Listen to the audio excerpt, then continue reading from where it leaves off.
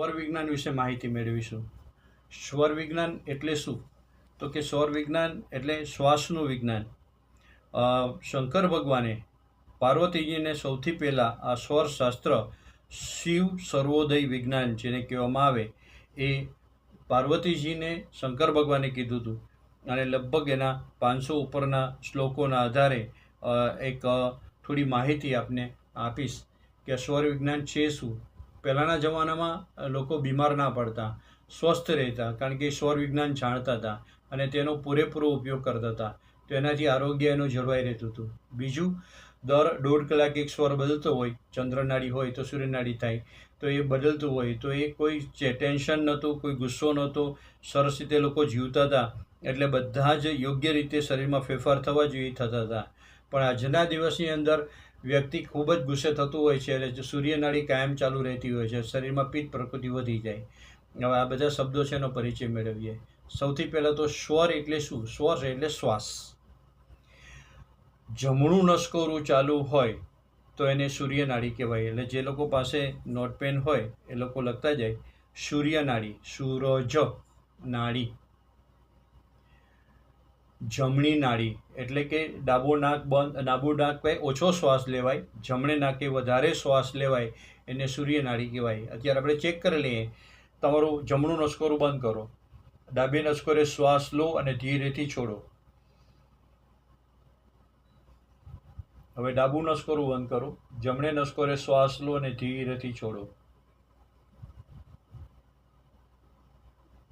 અત્યારે મારું જમણું નસકોરું ચાલુ છે એટલે મારી સૂરજ નાડી ચાલુ છે. જ્યારે કોઈને શીખવતા હોઈએ ત્યારે સૂર્યનાડી ચાલુ હોવી જોઈએ.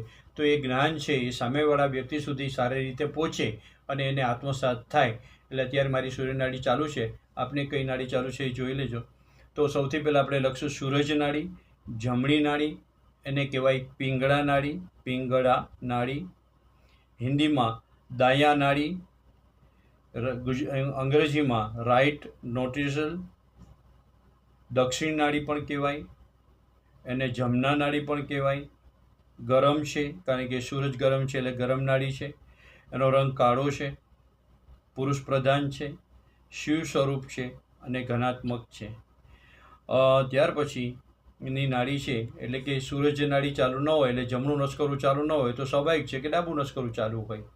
તો ડાબું નસકોરું ચાલુ હોય એને ચંદ્રનાડી કહેવાય. એટલે આપણે લખીએ ચંદ્રનાડી.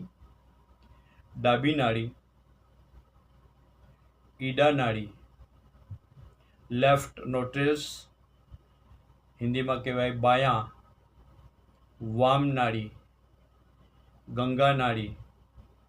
એની પ્રકૃતિ છે ઠંડી, સફેદ કલર, મહિલા પ્રધાન, પાર્વતી સ્વરૂપ અને ઋણાત્મક છે.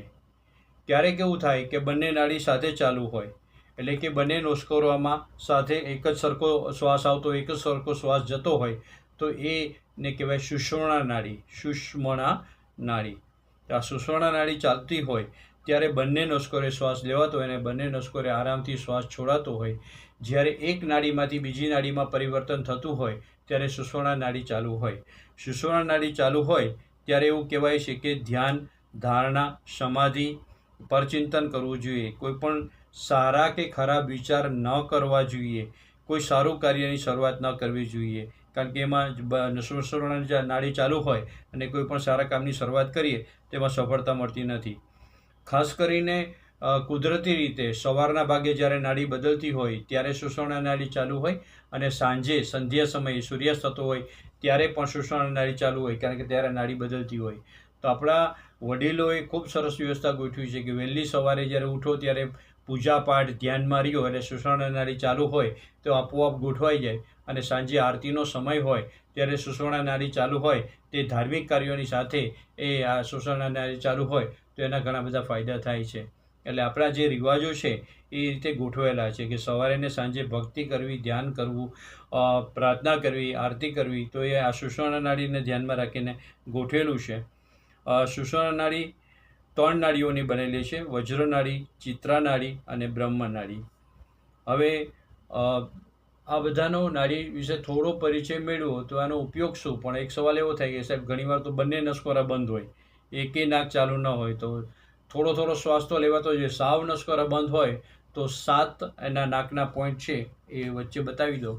તો આ વચ્ચેની આંગળી આંખના મૂળમાં 10 સેકન્ડ રાખવાની. આને કહેવાય સાઇનસ સર્કલ. 7 પોઈન્ટ આવેલા છે. બીજો પોઈન્ટ નાકના ટેરવા પાસે ધીરે ધીરે ફેરવવાનું 10 સેકન્ડ. નખ કાપેલા હોવા જોઈએ વચ્ચેની આંગળીથી. પછી હોઠ ઉપર 10 સેકન્ડ. ફરીથી તને રિપીટ કરું છું. આંખના મૂળમાં 10 સેકન્ડ, પછી અહીંયા 10 સેકન્ડ, અહીંયા 10 સેકન્ડ, પછી 3 આંગળીથી ગાલના હાડકાની નીચે 10 સેકન્ડ મસાજ કરવાનો. ફેશિયલ કરવા જાય તો આવું કરી દે. પછી 4 આંગળી ચશ્માની દાંડી પાસે સેજ દબાવવાનું. સેજ જ 10 સેકન્ડનું માપ છે દરેકમાં. પછી નેણ ઉપર ચીટલા ભરવાના. પ્લકિંગ, એમાં કફ ભરાણો હોય તો એ દૂર થાય. અને છેલ્લે આજ્ઞા ચક્ર 4 આંગળી રાખવાની, પાછળ હાથ રાખવાના, અહીંયા જોરથી દબાવવાનું. છેલ્લા 3 પોઈન્ટ ફરીથી ચશ્માની દાંડી પાસે, નેણ ઉપર અને આજ્ઞા ચક્ર. માથાનો દુખાવા માટે 3 પોઈન્ટ ઉપયોગી છે. પછી આ રીતે પટ્ટા મારી શકાય. આવું 3 સર્કલ કરવાના છે 3 વખત. એટલે કે નાક બંધ હોય તો ખુલી જશે, ચીકો આવતી હોય તો તરત જ બંધ થશે. અને જ્યારે મોઢું ધોઈએ ત્યારે આમ ધોવાનું, એટલે બધા જ પોઈન્ટ કવર થઈ જાય. ઉલટું પણ આ રીતે ફેરવી શકાય. તો સાઇનસ સર્કલના પોઈન્ટ લેવાથી ચહેરા ઉપર તાજગી આવે, શરીરમાં સ્ફૂર્તિ રહે, બંને નસકોરા સરસ રીતે ચાલુ થાય. પછી યોગ્ય નાડી મુજબ એ ચાલુ થાય. હવે આ સ્વર વિજ્ઞાનનો ઉપયોગ જે સામાન્ય રીતે રૂટીનમાં આપણે કરી શકીએ એ થોડા આના સજેશન આપું છું. જ્યારે બપોરે આહાર લેવાના હોઈએ ત્યારે ભોજન લેતી વખતે સૂર્યનાડી ચાલુ હોવી જોઈએ. એટલે કે જમણું નસકોરું ચાલુ હોવું જોઈએ. હવે જમણું નસકોરું ચાલુ કરવું હોય તો શું કરી શકાય? તો પહેલાંના જમાનામાં એક રિવાજ હતો, ઢીચણીયું ગોઠણની નીચે રાખવાનો. એક આકારનો લાકડાનો ટુકડો એ આટલો હોય તો એ ગોઠણની નીચે, ક્યાં ગોઠણની નીચે? ડાબા ગોઠણની નીચે. ડાબા ગોઠણની નીચે એ રાખી દેવાનો અને એની ઉપર ગોઠણ રાખી દેવાનો. જમીન ઉપર પલોઠી વાળીને બેસીએ એટલે અથવા તો ઘરમાં એક ડબ્બો હોય, 1.5 શેરનો લોટો હોય તો પણ ઊંધો કરીને રાખી શકાય. તો એની ઉપર આપણો ડાબા પગનો જે ભાગ છે એ ગોઠણનો ભાગ દબાય, નીચેનો ભાગ, તો આપણે જમણું નસકોરું એની મેળે ચાલુ થાય. અને પછી જે કંઈ આહાર લઈએ એનું પાચન સરસ રીતે થાય. કારણ કે ગરમી ઉત્પન્ન થાય એટલે જે કંઈ ખોરાક લઈએ એ પાચન થાય. જમતી વખતે પાણી ન પીવું એવું કીધું છે, તો જરૂર પડે તો ઘૂંટડો જરીક પાણી પી શકાય, પછી છાશ પીવી. પછી પાણી પીતી વખતે 1.5 કલાક પછી પાણી પીવાનું થાય ત્યારે આપણી ચંદ્રનાડી ચાલુ હોવી જોઈએ. ચંદ્રનાડી ચાલુ કરતી વખતે ડાબા પગને, જમણા પગને નીચે કંઈ રાખી દેવાનું, અથવા તો જમણું નસકોરું બંધ કરી દો અને ડાબે નસકોરે શ્વાસ લેવાનું ચાલુ કરો. એટલે 5-7 વખત શ્વાસ લેશો એટલે ડાબું નસકોરું ચાલુ થઈ જશે. બહુ સિમ્પલ મેથડ છે. જે નસકોરું ચાલુ કરવું હોય એની વિરુદ્ધનું બંધ કરો. માનો કે મારે ડાબું નસકોરું ચાલુ કરવું છે તો જમણું નાક બંધ કરીશ અને ડાબે નાકે શ્વાસ લઈશ અને છોડીશ. ધીમે ધીમે એ શ્વાસ વધતા જશે અને ડાબું નસકોરું ચાલુ થઈ જશે. અને જમણું નસકોરું ચાલુ કરવું હોય તો ડાબું બંધ કરીશ, ડાબે નાકે શ્વાસ લઈશ. પાણી પીતી વખતે, ચા પીતી વખતે, છાશ પીતી વખતે, લિક્વિડ કોઈ પણ પ્રવાહી પીતી વખતે ચંદ્રનાડી ચાલુ હોવી જોઈએ. સવારે સૂર્યોદય પહેલાં ઉઠવું જોઈએ અને સૂર્યાસ્ત રાત્રે બહુ અંધારું ન થાય, એટલે કે 10 વાગે આપણે સુવાનું કહીએ છીએ. તો વહેલી સવારે જ્યારે ઉઠીએ ત્યારે પહેલું કામ શું કરવાનું છે? તો કે પથારીમાં સૂતા સૂતા આપણે પ્રાર્થના કરી લઈએ. પછી નાકને ચેક કરવાનું, કયું નસકોરું ચાલુ છે.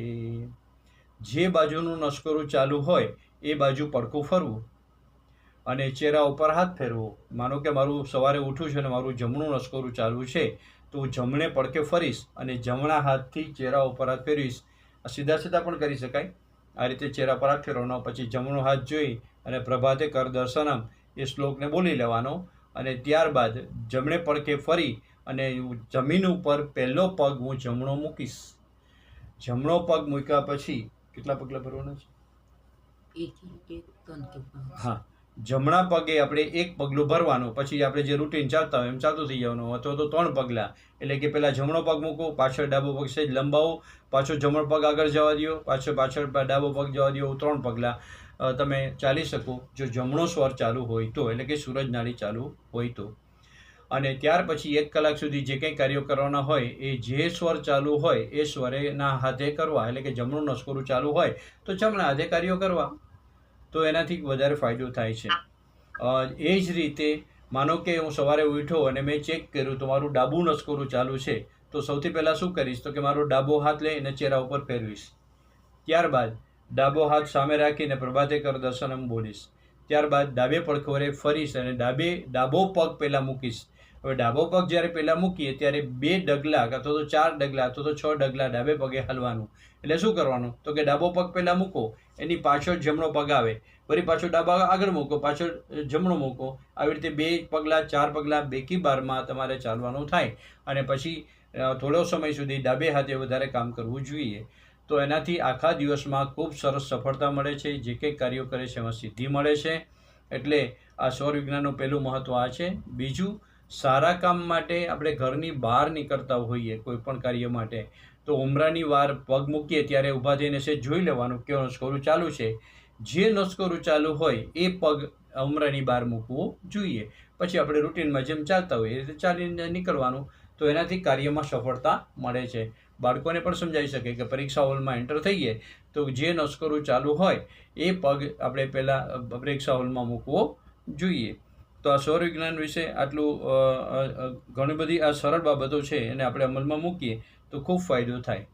હવે સૌર વિજ્ઞાનમાં એવું કહેવામાં આવે છે કે જ્યારે કોઈને દાન આપીએ ત્યારે જે નસકોરું ચાલુ હોય એ હાથે દાન આપવું. એવું નિષેધ છે કે ડાબે હાથે દાન ના આપવું, પણ છતાંય ડાબું નસકોરું ચાલુ હોય તો ડાબું નસકોરું બંધ કરીને જમણું ચાલુ કરી શકાય ને પછી જમણે હાથે દાન દઈ દેવાય. અથવા તો ડાબે હાથે દાન દેવાનું થાય તો દાન દઈએ ત્યારે ઊંડો શ્વાસ લેવો, ડીપ બ્રિધિંગ કરવું. જમણે હાથે પણ જમણું નસકોરું ચાલુ હોય જમણે હાથે દાન દઈએ તો જમણું નસકોરું આપણું ચાલુ હોવું જોઈએ. તો એનાથી વધારે ફાયદો થાય છે. અને ત્યારે ડીપ બ્રિધિંગ, ઊંડો શ્વાસ લેવાનો દાન દેતી વખતે અને ધીરેથી છોડી દેવાનો. હવે એક સાદી કસરત પણ સૌર વિજ્ઞાન વિશે કરી શકાય. શ્વાસ અંદર લઈએ ત્યારે 100 નામનો મંત્ર બોલવાનો અને છોડતી વખતે હમ બોલવાનો. એટલે આ રીતે મનમાં 100, પછી શ્વાસ છોડીએ ત્યારે હમ, 100 હમ, 100 હમ. તો આ શ્વાસી ક્રિયાની સાથે સોહમ મંત્રનો પણ જાપ કરી શકાય. એ કરવાથી સૌરયોગ જલ્દી આપણે સમજાય છે અને સરસ રીતે એનું કામ થાય છે. જ્યારે ગુરુ પાસેથી કંઈ આપણે મેળવવું હોય અથવા તો ગુરુ પાસેથી કંઈ શીખવું હોય તો આપણું જે નસકોરું ચાલુ હોય એ બાજુ આપણા ગુરુ હોવા જોઈએ. માનો કે મારા ગુરુની સામે મારે બેસવું છે તો મારું જમણું નસકોરું ચાલુ છે તો હું ગુરુજીના હું એવી રીતે બેસીશ કે મારી જમણી બાજુ ગુરુજી રહે, અથવા તો આપણા મિત્ર જમણી બાજુ રહે, કે એની પાસે આપણે કામ કઢાવવાનું છે એ વ્યક્તિ જે નસકોરું ચાલુ હોય એ બાજુ બેઠેલું હોવું જોઈએ. ફરીથી સમજાવું, મારું ડાબું નસકોરું ચાલુ છે, મારે કોઈ વ્યક્તિ પાસે જ કામ કઢાવવું છે તો એ વ્યક્તિની હું એ રીતે બેસીશ કે મારા ડાબા હાથ બાજુ એ વ્યક્તિ હોય. જમણું નસકોરું ચાલુ હોય તો એ રીતે બેસીશ કે જે મારા જમણી સાઈડ હોય, એટલે કે એ બાજુમાં બેઠા હોય અને પછી મારું કામની રજૂઆત કરીશ તો 100% મને એ કામમાં સફળતા મળશે. તો આ દરેક સ્વર વિજ્ઞાન વિશે આ રીતે જે સ્વર ચાલુ હોય એ પ્રમાણે આપણે કાર્યો કરીએ અને એને ધ્યાનમાં રાખીને આપણે આગળ વધીએ તો ખૂબ ફાયદા થાય છે. આની અંદર ઘણું બધું ડીપ વિજ્ઞાન છે. એમાં ઘણા બધા બાબતોનો એમાં સમાવેશ થયો છે. ચંદ્ર સ્વર ચાલુ હોય તો કયું કાર્ય કરવું જોઈએ તો કે પાણી પીવું.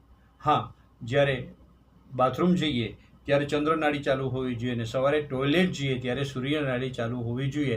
ન હોય તો સૂર્યનાડી ચાલુ કરી દેવી અને ડાબું નસકોરું બંધ કરવું એટલે સૂર્યનાડી ચાલુ થઈ જાય. અને ડાબા હાથે બંને હાથે અંગૂઠા ઉપર દાઢી ઉપર અંગૂઠો રાખી અને આ રીતે 2 મિનિટ ફેરવવાનું એટલે પેટ સાફ આવી જાય. જમણે નસકોરે ટોયલેટ જઈએ તો આરામથી સરસ રીતે પેટ સાફ થઈ જાય છે. અને જ્યારે બાથરૂમ જવું હોય, લઘુશંકા જવું હોય તો આપણું ડાબું નસકોરું ચંદ્રનાડી ચાલુ હોવી જોઈએ. કોઈ પણ નવું કાર્ય કરવું હોય તો ચંદ્ર સ્વર એટલે કે ડાબો સ્વર ચાલુ હોવો જોઈએ. અત્યારે આપણે વાત કરી છે ડાબો સ્વર ચાલુ હોય તો કયા કયા કાર્યો કરી શકાય. ધંધાની શરૂઆત કરવી હોય, મૈત્રી કર્મ મિત્રતા કરવી હોય, પ્રભુ દર્શન કરવા હોય, યોગાભ્યાસ કરવો હોય, ઔષધિ દવાઓનું સેવન કરવું હોય, નવા આભૂષણ પહેરવા હોય, દાન કરવું હોય, નવું મકાન બનાવવું હોય, યજ્ઞ કરવું હોય, મિત્રો બનાવવો હોય, વસ્તુનો સંગ્રહ કરવો હોય, દેવતાની પ્રતિષ્ઠા કરવી હોય, દૂર પ્રવાસમાં નીકળવાનું હોય તીર્થયાત્રા માટે તો પણ ડાબું નસકોરું ચાલુ હોય તો ખૂબ ફાયદો થાય છે. ત્યારબાદ ચંદ્ર સ્વર એટલે સૂર્ય સ્વર, સૂરજ એટલે જમણો સ્વર ચાલુ હોય તો કયા કયા કાર્ય કરી શકાય તો કે સૂર્ય સ્વર ચાલુ હોય ત્યારે ભોજન કરવું, સ્નાન કરવું, ટોયલેટ જવું, ખરીદ વેચાણ કરવા, ક્રોધ એટલે કોઈને ગુસ્સે થવું હોય, ગુસ્સાની એક્ટિંગ કરવાની, ગુસ્સો નહીં કરવાનો, તો કઠોર દંડ આપવાનો હોય તો સૂર્ય નમસ્કારો, સૂરજ નાડી ચાલુ હોવી જોઈએ, જમણી નાડી ચાલુ હોવી જોઈએ. યંત્રની રચના કરવી, વ્યાયામ કરવો, પહાડ ઉપર ચડવું, ધ્યાન ધારણા કરવું, પરમાત્મા ચિંતન કરવું, લેખન કરવું, બીમારીનો ઈલાજ કરવો, બીમારીમાં દવાનું સેવન કરવું, તો આ બધાની અંદર જમણો નમસ્કારો ચાલુ હોય તો એ ખૂબ ફાયદો થાય છે. તો આ રીતે દરેક નમસ્કારોનું એક વિજ્ઞાન છે, અને જે તિથિ હોય એ તિથિ પ્રમાણે જે નમસ્કારો ચાલુ હોય તો એના આધારે આપણો દિવસ કેવો જશે એનો અંદાજ આપણને મળી શકે છે.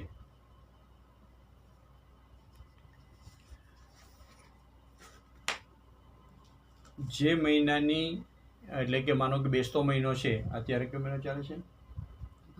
ભાદરવો.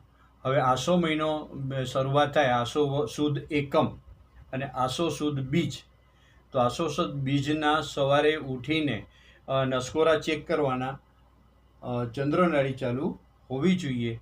જો 3 દિવસ એટલે કે બીજ, ત્રીજ અને ચોથ સવારે ઉઠીએ એટલે કે સૂરજ ઉગ્યા પહેલાં, એટલે સૂરજ જ્યારે ઉગવાનો હોય, સૂર્યોદય થવાનો હોય ત્યારે ઓટોમેટિક આપણી જમણી નાડી ચાલુ થઈ જાય તો આખો મહિનો આપણું આરોગ્ય સારું રહેશે એવું કહી શકાય. ફરીથી રિપીટ કરું છું.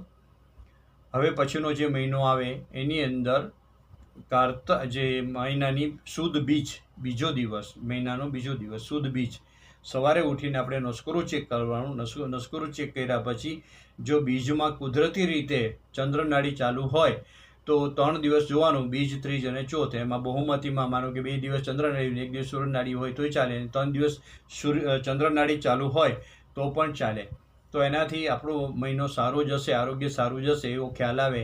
અને માનો કે ચાલુ ન હોય તો શું ધ્યાન રાખવાનું? તો કે ખાવા પીવામાં ધ્યાન રાખવાનું, આપણી દિનચર્યામાં ધ્યાન રાખવાનું, થોડું બહાર નીકળવામાં થોડું આપણે કેર કરવાની જરૂર પડે તો માસ્કનો ઉપયોગ કરવાનો. તો આપણી જાતને સરસ રીતે કેળવવાની કે જેથી કરીને રોગ બીમારી ઓછા આવે. આ બહુ સિમ્પલ ઉપાયો છે. કોઈ વ્યક્તિ આપણે પૂછે ને એનું કાર્ય સિદ્ધ થશે કે નહીં એ સ્વર વિજ્ઞાનથી જાણી શકાય છે, પણ એના માટે ખૂબ પ્રેક્ટિસ કરવી પડે. સૌથી પહેલાં આપણો સ્વર જોવો પડે કે આપણો સ્વર કેવો ચાલુ છે, ડાબો કે જમણો. પછી સામેવાળા વ્યક્તિનો સ્વર આપણે ઓળખતા આવડવું જોઈએ કે એનો કયો સ્વર ચાલુ છે કે જમણો. અને પછી ખૂબ આની અંદર આગળ વધી શકાય. અને એની ઘણી વખત સાધુ મહારાજો એવા હોય છે સિદ્ધમાં કે જેને આપણે કોઈ વાત કરીએ તો એમ કે હા થઈ જશે. તો એ કામ 100% થઈ જતું હોય છે, કારણ કે એ લોકો સ્વર વિજ્ઞાન જાણતા હોય છે અને યોગ્ય સ્વર એ લોકો પોતે ચેન્જ કરી શકે, સામેવાળાનો પણ સ્વર બદલાવી શકે અને પછી એ આશીર્વાદ આપે તો 100% એ રીતે કાર્ય સફળ થતું હોય છે. પણ ત્યાં સુધી પહોંચવા માટે એક આપણા દિવ્ય સંતાનને પણ આવું કહી શકાય કે આવી વિદ્યાઓ છે કે જે વિદ્યાઓને થોડી મહેનત કરીને આત્મસાત કરી શકાય છે. એનાથી જીવન ખૂબ જ સરળ અને સફળ બને છે.